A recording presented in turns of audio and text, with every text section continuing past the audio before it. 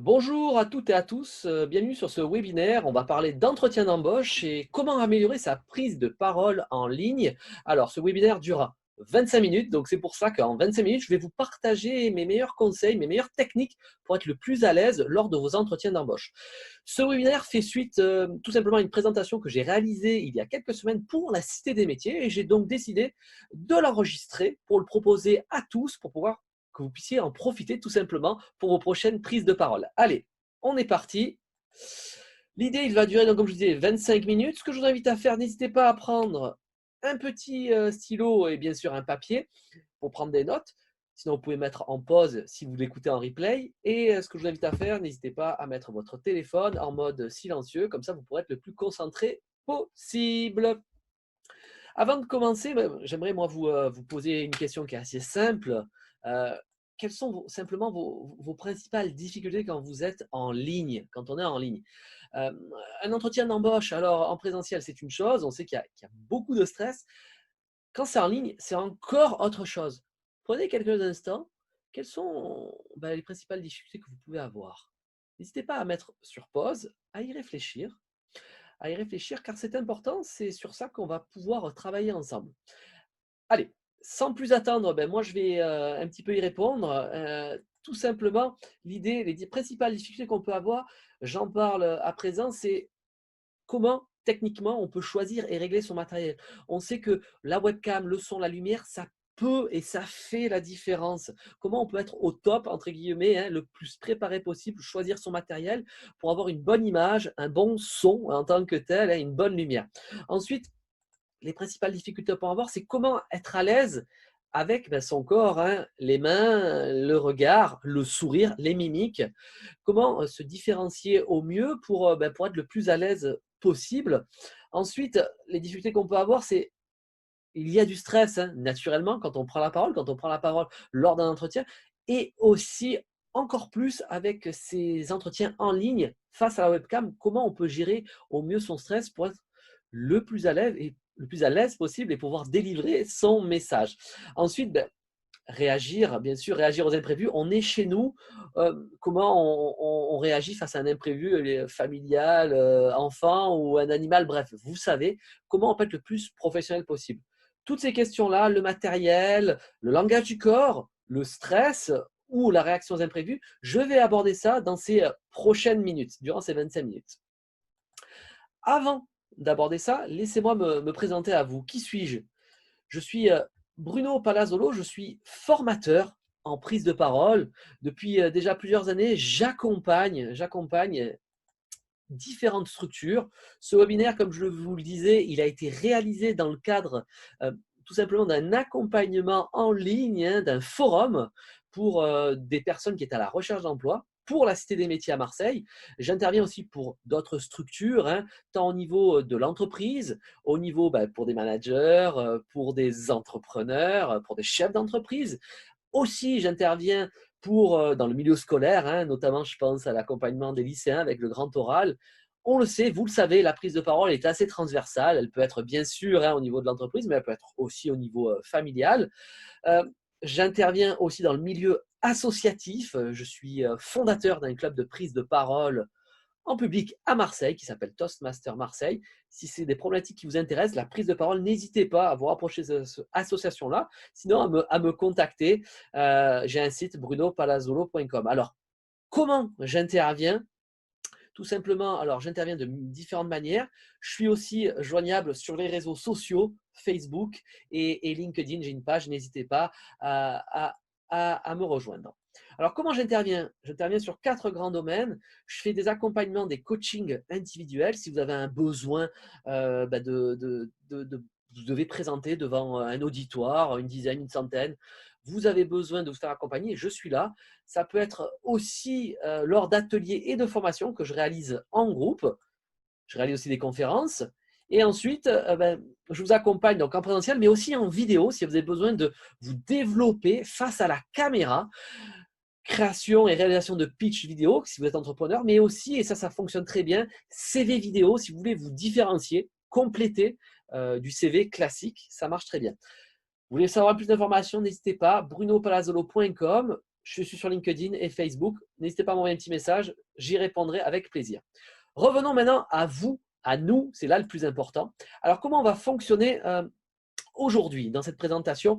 On va parler d'une première chose, des bonnes pratiques, des basiques, que ce soit sur le matériel, le langage du corps, gérer le stress, quoi faire aux imprévus, et aussi des questions-réponses. Si vous regardez ce webinaire, n'hésitez pas à mettre un petit lien plutôt une question, j'y réponds, j'y répondrai, je réponds régulièrement quand c'est sur les plateformes. Allez, on va tout de suite dans le vif du sujet. Comment choisir son matériel et gérer au mieux son environnement? C'est là la particularité de l'entretien d'embauche en ligne, c'est que vous êtes face à votre ordinateur, une webcam, de la lumière, un environnement. La première des choses, c'est l'environnement, ce que vous avez autour. Comment gérer au mieux son environnement? Moi, ce que je vous propose, c'est de privilégier un arrière-plan neutre. Alors, moi, là, j'ai un fond vert, ok, mais l'idée, vous pouvez privilégier un fond vert blanc, c'est le mieux. L'idée, c'est d'avoir mur blanc plutôt neutre ou quelque chose que vous pouvez flouter. Alors pourquoi? C'est pour éviter que la personne qui vous écoute ait tendance à regarder autre chose que vous et à écouter autre chose que ce que vous dites. C'est très important. En termes aussi de placement, ce que je vous propose, c'est de vous mettre face à la porte. On en parlera tout à l'heure pour les imprévus, pour pouvoir réagir aux imprévus. Et aussi face à la fenêtre, on va en parler pour la lumière. La lumière, quand il y a de la lumière, c'est toujours mieux d'être face en tant que telle à la lumière et non pas avoir la lumière derrière pour éviter qu'on ne vous voit plus. Ensuite, donc, après l'environnement, moi, ce que je propose, c'est le positionnement de la webcam. Alors, comment on se positionne? On voit trop souvent des personnes qui sont soit en contre-plongée ou soit en sous-plongée, comme on dit. L'idée, c'est de regarder la webcam, c'est de l'avoir au même niveau que les yeux. L'idée, vous allez voir d'égal à égal et on pourra apprécier l'ensemble de votre visage et vous serez au milieu en tant que tel de votre intervention. Ensuite, souvent, trop souvent, je vois des personnes qui sont sous, je dirais en sous-lumière, qui sont quasiment dans l'ombre en tant que telles. Ce que je vous propose, moi, c'est en tant que tel, c'est d'avoir un éclairage d'appoint. Un éclairage d'appoint, c'est une lumière, comme vous pouvez le voir sur l'image ici, que vous positionnez alors soit sur le côté ou soit derrière et qui va donc illuminer votre visage. L'idée, si vous n'avez pas d'éclairage, mettez-vous face à la fenêtre. J'insiste, alors bien sûr, c'est important d'avoir un CV bien réalisé. La lumière est un complément qui va vous permettre vraiment de vous mettre en lumière, de bien pouvoir apprécier pour votre interlocuteur ce que vous dites. Ensuite, très important, ça peut paraître aussi du détail, mais j'insiste, l'idée, n'hésitez pas à vous munir d'un casque. Privilégiez le casque ou, parfois on me demande, les écouteurs. Pour moi, il n'y a aucune différence. C'est plutôt pour vous, pour que vous puissiez entendre au mieux, pour éviter de faire répéter et aussi que la personne vous entende le mieux. Donc, casque ou, comme on le voit comme ceci, écouteurs. Pour moi, l'idée, c'est la même. Munissez-vous de cela et faites bien sûr les tests avant. On en va en parler après. Pour continuer, donc là, on a parlé de l'environnement, je vous ai parlé de la webcam, je vous ai parlé de la lumière aussi qui est très importante, je vous ai parlé du son, le son très important.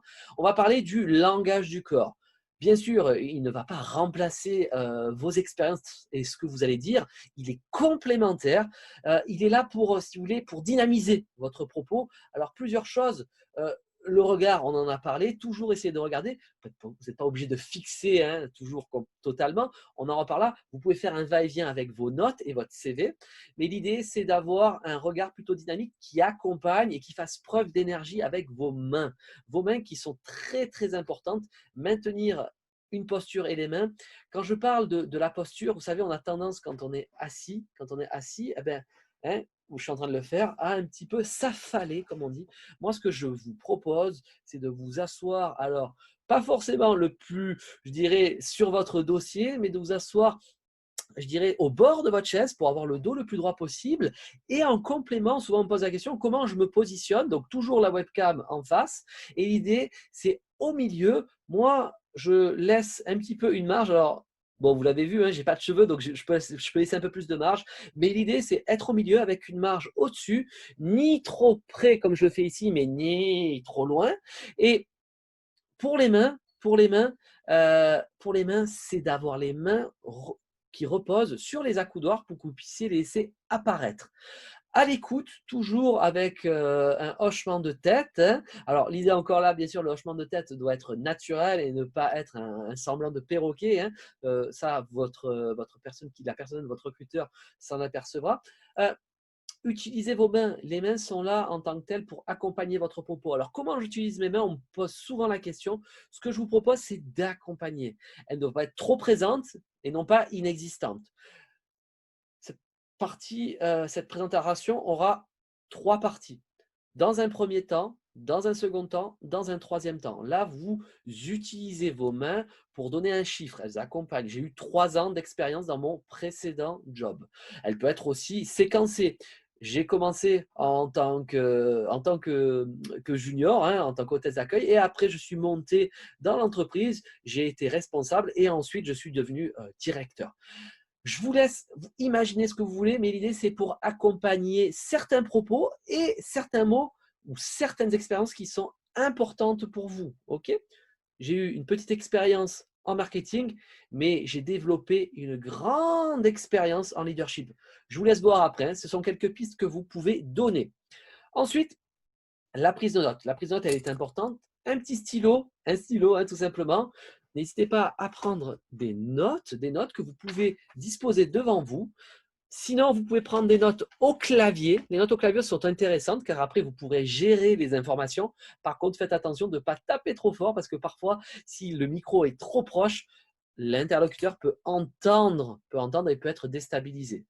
Donc, le regard, faire preuve d'énergie, maintenir une bonne posture, hein, au milieu, être à l'écoute, utiliser donc les mimiques et le hochement de la tête, utiliser vos mains pour positionner certaines informations importantes et bien sûr la prise de notes, une prise de notes active que vous pourrez utiliser, on verra après, pour poser des questions. Debout, j'aimerais terminer avec ça. Pourquoi pas, vous pouvez vous mettre debout, toujours quand même en cadrant bien, hein, en tant que tel, hein, toujours à l'horizontale par rapport au regard, hein. Pourquoi pas, ça peut vous donner faire preuve de dynamisme, de vous mettre debout. Certains le font. Moi, je vous inviterai à essayer et voir si vous êtes à l'aise. Ensuite, alors, l'idée, c'est de déstresser pour s'entraîner à réussir. On sait très bien que le stress est inhérent quand on prend la parole. Il est encore plus quand on est face à la webcam et qu'on n'a pas l'habitude en tant que tel de prendre la parole. Il est beaucoup plus en plus grand parce qu'on n'a pas de feedback comme en naturel, hein. On a l'impression de parler à quelque chose qui est complètement artificiel, sa webcam, son ordinateur. Comment on peut désamorcer cela? Ben, c'est très simple. Moi, j'aimerais vous dire, tout d'abord, préparez-vous. Vous êtes en train de le faire, vous suivez en l'occurrence ce webinaire sur la prise de parole et comment être à l'aise, comment s'améliorer. C'est en partie cela. Mais vous pouvez aussi préparer votre connexion en testant l'outil. On en a parlé, tester la webcam, tester le son, tester tout cela. Ensuite, utilisez votre CV comme fil rouge. Si vous êtes perdu par le stress, n'hésitez pas, et c'est ça qui est bien, c'est que vous pouvez utiliser votre espace autour de vous à mettre votre CV. Si vous avez une question posée, vous pouvez tout de suite, en tant que tel, vous y plonger et y répondre. Ensuite, on en a parlé des notes à proximité, des notes que vous avez préparées, mais aussi des notes que vous pouvez prendre. Si vous avez préparé votre entretien, vous pouvez tout de suite prendre les notes que vous avez prises, quelques chiffres que vous pouvez donner, quelques citations ou quelques mots-clés. Ensuite, c'est intéressant, préparer une question. Posez une question. Vous avez pris des notes, posez des questions. Moi, je suis partisan à poser des questions de manière réactive, c'est-à-dire pendant l'entretien, n'attendez pas la fin. N'hésitez pas à avoir une conversation assez dynamique. Ensuite, euh, après avoir géré le stress, comment déstresser? Ben, tout simplement, vous pouvez faire des exercices physiques. Moi, ce que je vous invite à faire, 15 minutes, une demi-heure avant, n'hésitez pas à sortir de chez vous, à sortir le chien, à faire une petite balade, à faire un tour de pâté. Ça vous permettra un petit peu de vous détendre, hein, et de gérer tout ce stress-là et de le faire sortir. Ensuite, vous pouvez faire bien sûr des exercices de respiration, d'exercices physiques type squat, type peut-être pourquoi des pompes. On sait très bien que le corps est toujours dans le stress, pardon, excusez-moi, et dans le corps. L'idée, c'est de le libérer avant l'exercice. Vous pouvez aussi, n'hésitez pas, et ça, ce qui est bien, vous êtes chez vous, n'hésitez pas à avoir une boisson, pourquoi pas une boisson chaude, une boisson que vous pouvez avoir auprès de vous, une boisson chaude qui vous permettra de vous détendre en tant que tel, détendre vos cordes vocales. Ensuite, alors ça fait partie un peu des techniques de visualisation. N'hésitez pas, encore là, vous pouvez mettre dans votre environnement ce que vous voulez. Avoir une petite photo qui vous détend de vos dernières vacances, photo de famille ou d'une passion, qui, le fait de la regarder, vous permettra de vous détendre encore plus et de vous imaginer dans vos précédentes vacances. Alors, ensuite, pour vous déstresser, comment on peut faire face aux imprévus? Alors, les imprévus, je ne vous souhaite pas qu'il y en ait, mais il peut en avoir. Vous les connaissez tous, hein, c'est l'environnement, c'est la personne qui rentre, c'est le chat, hein, ou, ou le chien, et bien sûr l'enfant qui peut venir taper à la porte ou faire du bruit. Il peut y avoir aussi des bugs techniques, une coupure, une qualité de son. Parfois, on ne gère pas cela. On ne gère pas ce qui nous arrive, mais on gère la manière, hein, dont on réagit. Alors, comment réagir? Très simplement, quelques astuces. La première, indiquez votre numéro de téléphone en cas d'interruption. Vous pouvez le mettre dans le chat si l'outil le permet, tout de suite, au début en tant que tel. Vous indiquez, moi je vous laisse mon numéro de téléphone s'il y a un imprévu technique, hein, en tant que tel. Comme ça, vous pourrez échanger tout de suite par téléphone et ne pas rompre l'échange. Vous pourrez poursuivre et ensuite demander à poursuivre par téléphone. Donc si c'est besoin, ou préparez-vous à reporter, hein, peut-être prendre un rendez-vous pour continuer un peu plus tard. Donc mettez votre numéro de téléphone dans le chat et demandez aussi le numéro de téléphone de votre recruteur. Comme ça, vous pourrez, en tant que tel, poursuivre. Vous l'avez bien compris. Ensuite, les imprévus. Alors, les imprévus, comment on réagit? Si, admettons, un enfant, une personne rentre dans la pièce ou quelque chose vient vous interrompre ou quelqu'un, excusez-vous, hein, bien sûr, la première des choses, excusez-vous et tout de suite demandez quelques instants de patience à votre interlocuteur. Ensuite, très important, vous coupez le microphone et vous coupez la vidéo. Ça, c'est vraiment la première chose. Vous gérez l'interruption et vous revenez bien sûr en vous excusant une nouvelle fois. Ça arrive à tout le monde, hein, ça arrive à tout le monde. Hein. On sait très bien qu'on est en univers chez nous et on peut avoir ce type d'imprévu. On a vu les imprévus qui peuvent arriver. Je ne dirais jamais vous dire, ça arrive, ce n'est pas grave. L'idée, c'est d'être le plus professionnel possible. Ensuite, comment on peut faire pour après, une fois que vous avez terminé, vous avez posé vos questions. Moi, ce que j'aime bien, c'est de faire un mail de remerciement, un petit mail de remerciement dans les 24 heures. Vous remerciez pour le temps accordé. Vous pouvez dans ces cas-là aussi mettre dans ce mail-là une pièce complémentaire, un lien complémentaire, un site web, une page LinkedIn que vous avez. Vous pouvez bien sûr répéter l'enthousiasme et les compétences clés que vous avez et mettre donc je vous dis, une information complémentaire pour appuyer votre propos. Ou s'il y a quelque chose aussi que malheureusement vous avez peut-être oublié de dire, c'est le moment de le mettre dans un mail de remerciement. Voilà, donc ce webinaire touche à sa fin. Je vous remercie en tant que tel d'y avoir assisté.